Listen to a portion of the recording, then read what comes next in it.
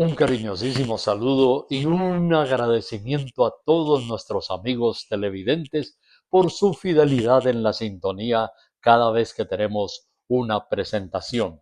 Y hoy el título fascinante, Jonás, genuino creyente, actuando impíamente. Oiga, qué título, ¿verdad? Vamos a hablar un poquito de ese hombre, Jonás, genuino creyente, actuando impíamente. Inmediatamente surge la pregunta, ¿es posible que una persona fiel, dedicada, creyente, actúe impíamente? Y es impresionante. Ahora, vamos a ver rápidamente en el día de hoy algunos asuntos importantísimos que se habían olvidado o que están ahí guardaditos, escondidos en la historia, pero también en la vida de Jonás y, por qué no decirlo, también en los casos de muchas personas que en el momento en que deben actuar como creyentes se les traiciona, por ejemplo, algunas de sus emociones. En el caso de Jonás tenía un problema impresionante y era que había mucho odio, resentimiento en su corazón, pero era un hombre además demasiado orgulloso. Bueno, quiero presentarle el caso así rápidamente, con el trasfondo histórico y algunos detallitos que no se encuentran en la Biblia, pero que eran propios de aquella época, del trasfondo histórico, geográfico en el cuadro que vamos a presentar. El asunto que todos sabemos es, Dios manda a Jonás y le dice, vaya, predique a Nínive para que se arrepienta. Algunas personas dicen, esas eran historias fantásticas de la Biblia, pero historiadores, entre ellos uno que hemos mencionado en otras ocasiones, Flavio Josefo, dan testimonio verídico de lo que había sucedido. Bueno, el caso es que Dios manda a Nínive para que vaya a predicar y que pregone para que se arrepientan, porque de lo contrario Dios los va a destruir. Resulta que está fácticamente comprobado que la ciudad de Nínive estaba ubicada en lo que hoy corresponde a la nación de Irak. Entonces, era prácticamente coger la costa del Mediterráneo por el ladito donde estaba Jope y los puertos aquellos famosos del Mediterráneo y salir allá hacia arriba para predicar en Nínive, en Irak. Pero Jonás tomó un barco no equivocado, intencionalmente él quería huir, entre comillas, dice la Biblia, de la presencia de Dios, y entonces tomó una nave que iba en sentido paralelamente opuesto hacia el oeste. Se fue hacia la ciudad de Tarsis. Eso es lo que nos dice la Biblia. Pero me fascina también el hecho que Flavio Josefo ubica la ciudad de Tarsis, era, dice Flavio Josefo, el mismo Tarsetos, y esa ciudad, ¿sabe dónde quedaba? En España, un destino totalmente diferente. Y además dice que Jonás, dice Flavio Josefo, cuando aquel gran pez que se lo había tragado, lo arrojó al mar, dice Flavio Josefo que esto fue en las orillas del Mar Negro, o Euxino. Mire, aquí hay otro detalle para saber dónde fue arrojado Jonás. En la Biblia no está, pero Flavio Josefo nos dice la ubicación. El Mar Negro o Euxino lo arrojó allí por el pez. Pero además Flavio Josefo nos da otro dato interesante y él dice que Jonás había profetizado que Jeroboam, un rey de Israel, derrotaría a los sirios, y él dice, así sucedió. ¿Cómo le parece? Oiga, esto es interesante, ¿no? Entonces ya tenemos, vamos armando un cuadro histórico, profético del trasfondo geopolítico y geográfico de aquel entonces. Ya tenemos unos datos muy buenos. Así que ese es un aspecto importante. Sí, se había cumplido una profecía de Jonás respecto al triunfo del rey de Israel llamado Jeroboam, y sucedió exactamente que derrotó al rey a los sirios. Bueno, ahora sí, entonces entremos un poquito más profundamente en materia respecto a esto que nos habla la Biblia. Podemos, si usted me quiere acompañar, por favor, rápidamente a Jonás y vamos leyendo en el capítulo 1. Dice, vino palabra de Dios a Jonás, hijo de Amitai, diciendo, levántate y ve a Nínive, aquella gran ciudad, y pregona contra ella, porque ha subido su maldad delante de mí. Y Jonás se levantó para huir de la presencia de Dios a Tarsis y descendió a Jope. Jope era un puerto sobre el Mediterráneo que todavía existe y halló allí una nave que partía para Tarsis, que ya hemos mencionado, y pagando su pasaje entró en la nave para irse con ellos a Tarsis. Y aquí hay algo impresionante. Dice, lejos de la presencia de Dios. Eso dice que Jonás había afirmado. Se fue para huir lejos de la presencia de Dios. Paradoja, contradicción de sus convicciones es que más adelante, cuando hubo la tormenta y lo arrojaron o lo estaban a punto de arrojarlo al mar y descubrieron que la culpa de la gran tormenta por la cual esta nave estaba a punto de hundirse, descubrieron que la culpa la tenía Jonás. Entonces, pongamos esta frase aquí y tengámosla ahí en cuenta. Se fue lejos para huir de la presencia de Dios. Pero ¿sabe lo que dice en el versículo 9 cuando descubren a Jonás? Respondió Jonás al capitán y a los marinos, yo soy hebreo y temo a Dios, al Dios de los cielos, que hizo el mar y la tierra. Oiga, guau, mire la contradicción. Dice que él cree que Dios hizo la tierra y es el Dios de los cielos y es el Dios de los mares. Y al comienzo dice que se fue para huir de la presencia de Dios. Uno dice, ¿cómo puede un creyente, en términos actuales de nuestro tiempo, podríamos decir, cómo puede un hijo de Dios, cómo puede un cristiano afirmar una cosa y después otra totalmente diferente a sus convicciones? Eso fue lo que le pasó a Jonás. Estaba huyendo de la presencia de Dios, pero después yo temo al Dios de los cielos, al Dios que hizo los cielos y la tierra, entre ellos el mar Mediterráneo, el mar Negro, el mar que dijo Josefo, es ese mar que mencionamos hace un momento, el mar Negro o el mar Euxino. Entonces, encontramos ahí, y vea qué curioso, esas son las paradojas que debemos tener en cuenta. Si somos verdaderos hijos de Dios, verdaderos cristianos, verdaderos creyentes, debemos tener cuidado. Podríamos resumir toda esta actitud de Jonás en una palabra para marcarla así, bien grande, con mayúsculas, que me gusta decirlo, sostenidas. Inconsistencia. Oiga, la inconsistencia. Es una palabra que la oímos también en los tribunales, ¿sí? En los estrados judiciales, cuando una persona está siendo juzgada, que por ejemplo, en una de las sesiones da una versión de algo que él está mencionando, pero después en otra de las sesiones hay algo totalmente contrario y se descubre que es una persona mentirosa. Pues bueno, Jonás era inconsistente. Creía que Dios había hecho los mares, pero además también a la vez quería huir de la presencia de Dios. Es una paradoja, pero también inconsistencia, pero también es una necedad. Así que Jonás tenía algunos prejuicios. El problema de él era eso.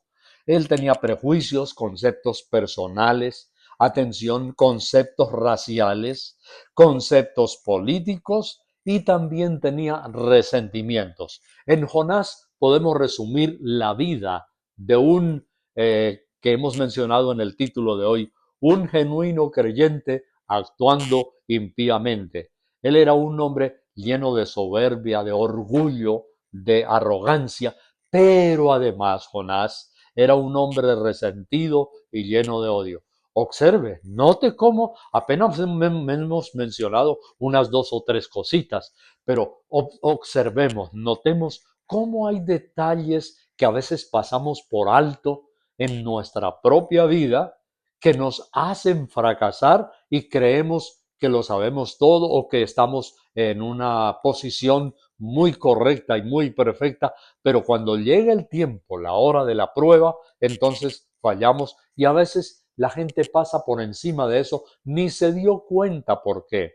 Ahora, Jonás no se estaba dando cuenta.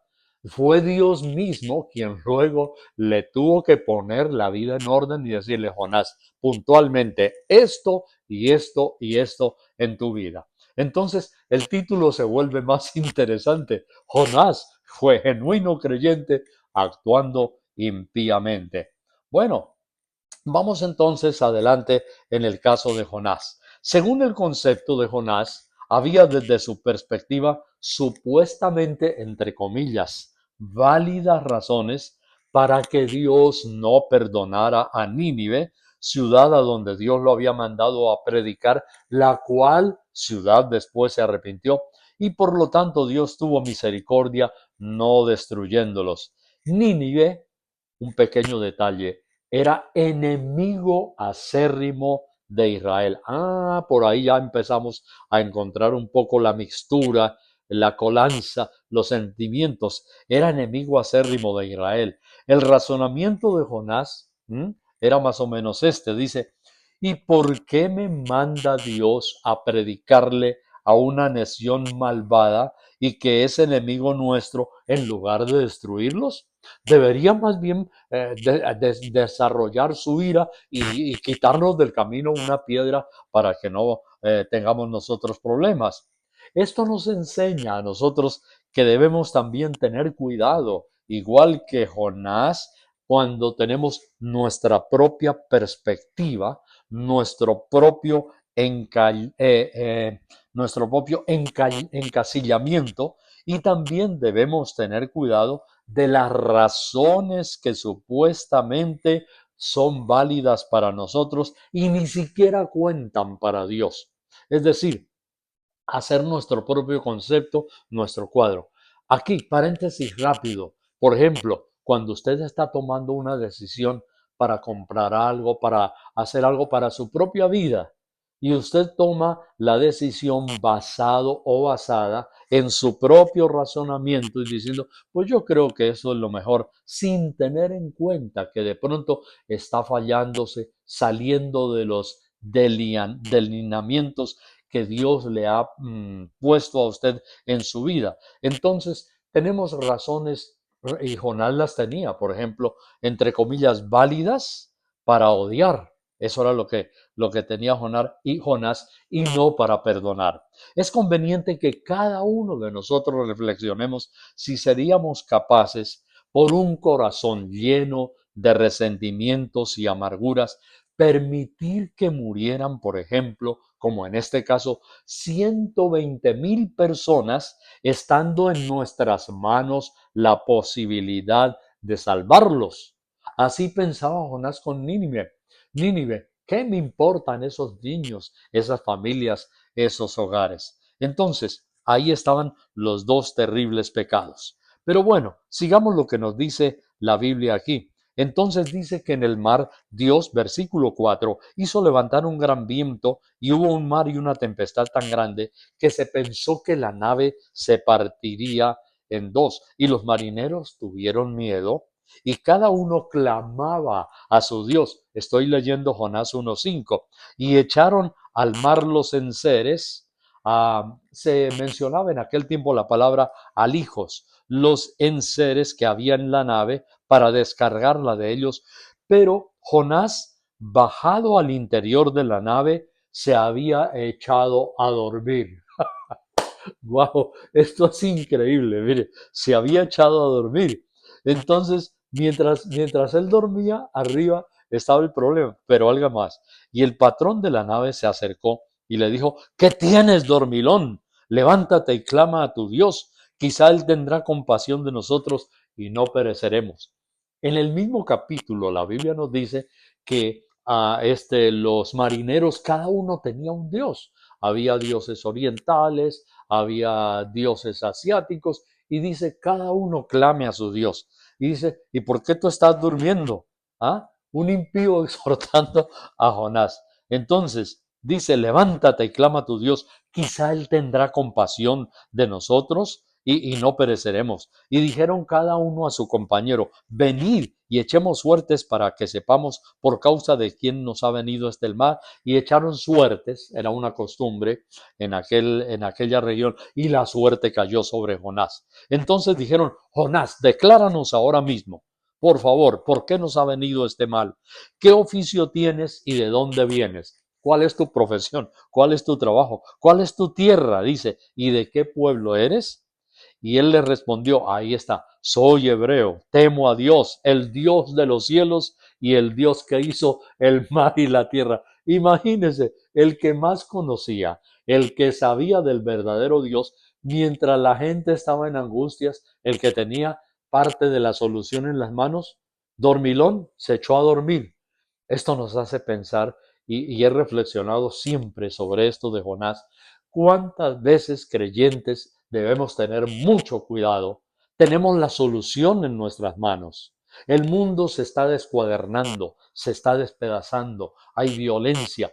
Esta semana oímos el caso de una mujer, imagínese, mató a sus hijitos, a sus dos hijitos durmiendo en la cama, a puñal, mató al esposo y luego se suicidó ella. Gravísimo, qué cosa tan terrible. Niños también que han sido abandonados, violados. Vimos el caso también de otra ya joven señora que cuenta que estaba con su papá y su mamá y hubo algo que el padre entonces se la entregó a la madrastra y la mamá estuvo de acuerdo y que ella tenía leucemia, siendo una niñita pequeña, diríamos que más o menos pienso según lo que dijo, como de 7, 8 años de edad, y la madrastra tenía unos jardines inmensos y la ponía a darle mantenimiento y ella dijo, imagínese, hoja por hoja con un aceite limpiándolas. Y si yo llegaba a dañar una hoja, la suerte tan mala que tenía.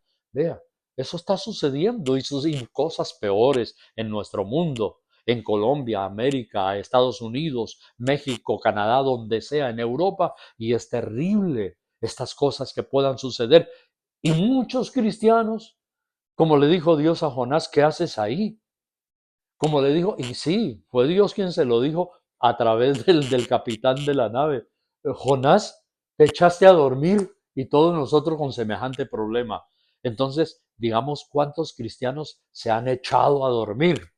Y la gente, el pueblo, la multitud, la gente impía, los que no conocen a Dios, los que no saben de la misericordia de Dios en tremendas angustias. Entonces, ahí es donde dice el versículo 10, aquellos hombres temieron sobremanera y le dijeron, ¿por qué nos has hecho esto? Porque ellos sabían que él huía de la presencia que él mismo, porque él mismo se lo había declarado. Entonces Jonás dice, por causa mía ha venido esto.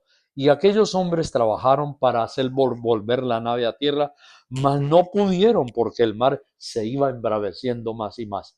Mire, es impresionante. Jonás les dijo, arrójenme al mar porque él se aquietará y ustedes se salvarán. Sin embargo, esta gente tenía más misericordia que el mismo Jonás. En lugar de echarlo al mar inicialmente, ellos trataron de hacer todo lo posible para salvar la vida de Jonás. Entonces dice, clamaron a Dios, al verdadero Dios, y le rogaron, Señor, que no perezcamos por la vida de este hombre, ni ponga sobre nosotros la sangre inocente, porque tú eres Dios que has hecho como has querido.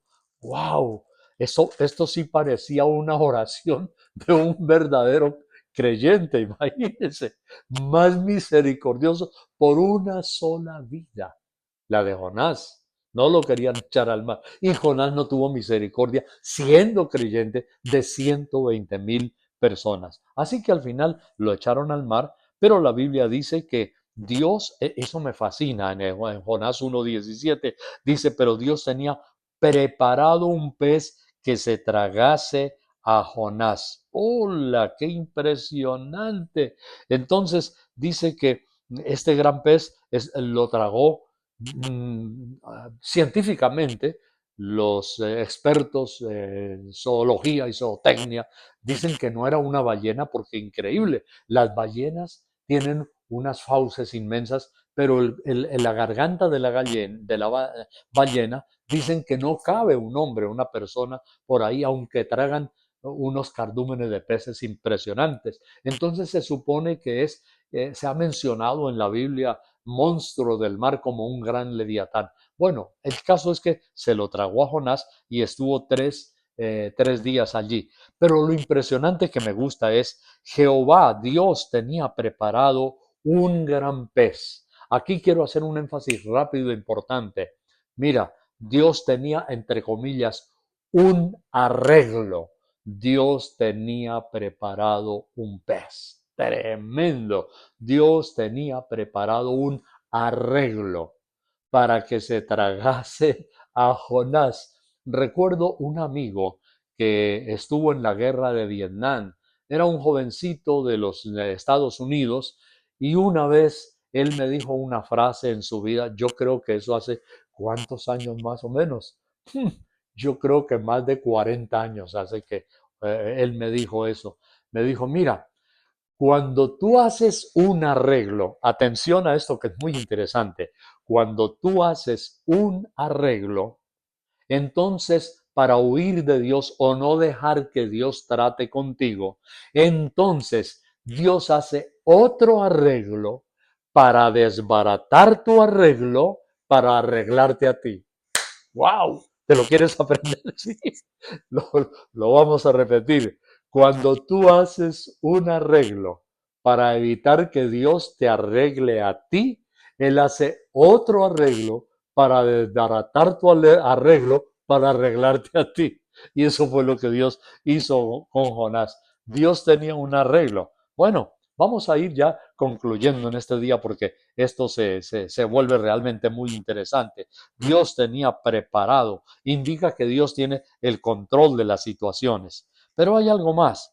La ciudad de Nínive, donde por fin llegó Jonás.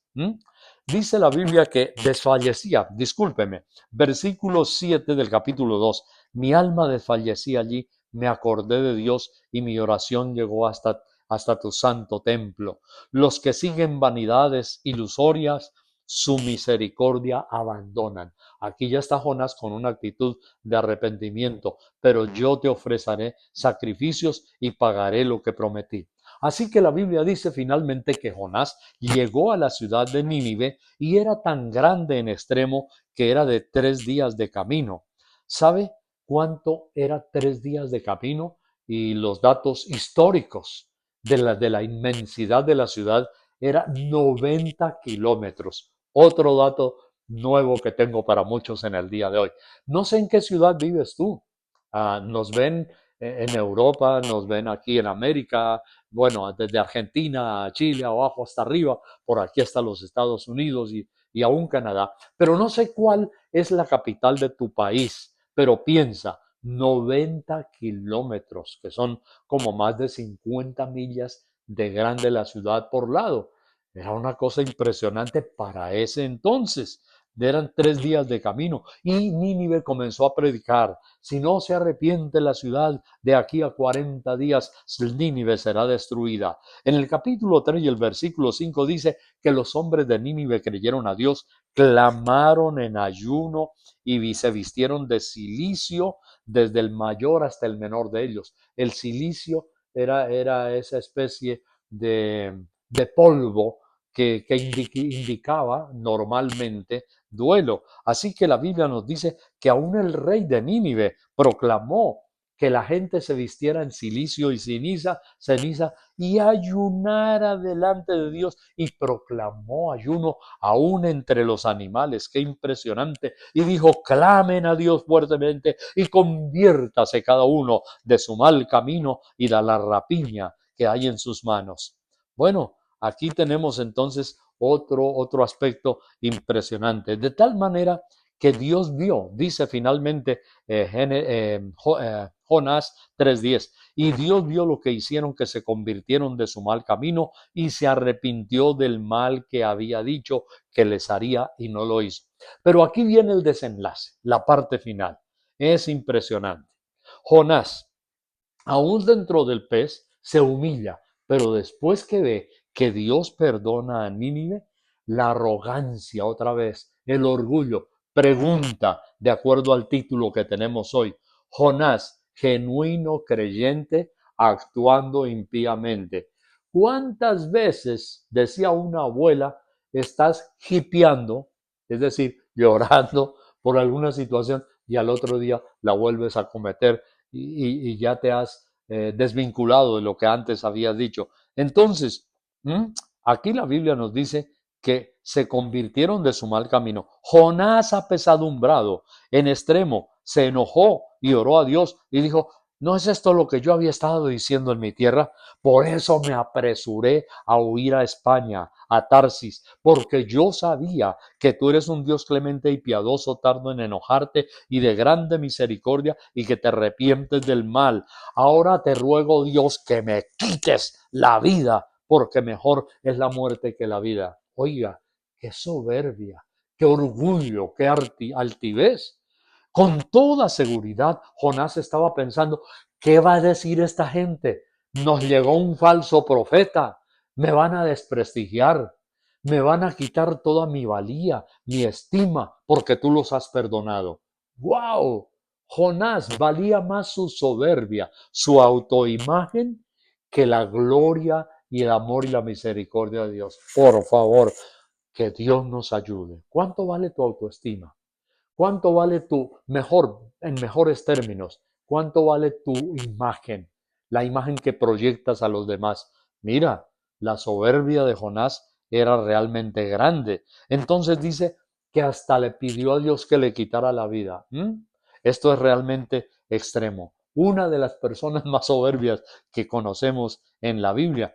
Finalmente, dice la Biblia que Jonás salió y se echó debajo de una calabacera porque el día estaba ardiente. Y entonces dice que al salir el sol, oiga, qué palabra, Jonás 4:8, Dios preparó un viento recio. Compárelo con lo que leímos en Jonás 1:17. Dios había preparado un pez. Aquí dice, Dios preparó un viento recio solano. El sol hirió a Jonás en la cabeza porque la calabacera se secó, desmayaba y deseaba la muerte. Oiga, se volvió hasta maldecía, era blasfemo, dijo, Dios, sería mejor para mí la muerte que la vida.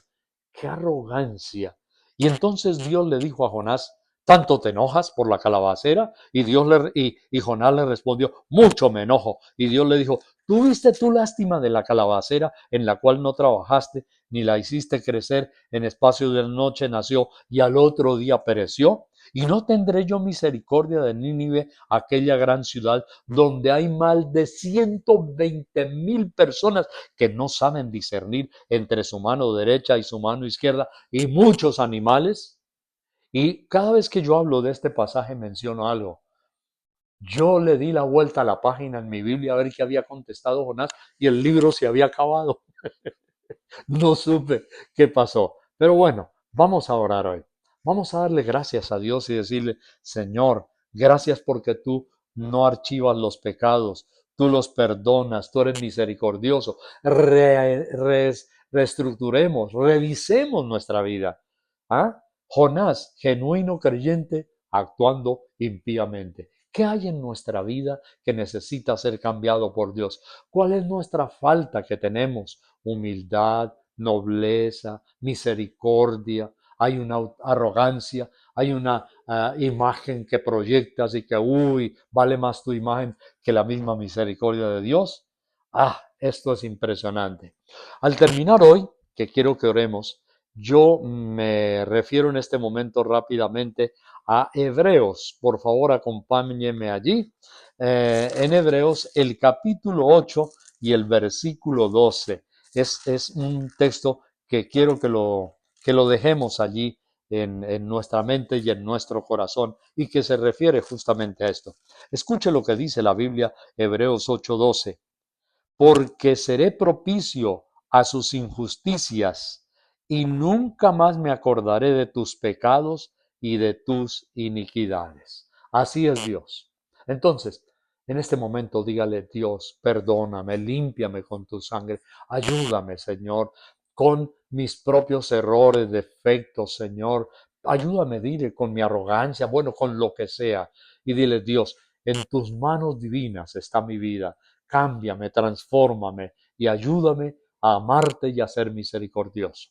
Oremos a Dios. Padre Celestial, sí, repite conmigo la oración, dile, Padre Celestial, me arrepiento, te pido, Señor, que me limpies con tu sangre preciosa de todos mis pecados. Y Señor, te ruego que me ayudes a cambiar y a serte fiel y misericordioso con los demás. En el nombre de Jesús, si estás enfermo, dile, Señor, sáname con tu poder y la sangre que Cristo vertió en la cruz. El Señor te bendiga en este lindo día. Amén.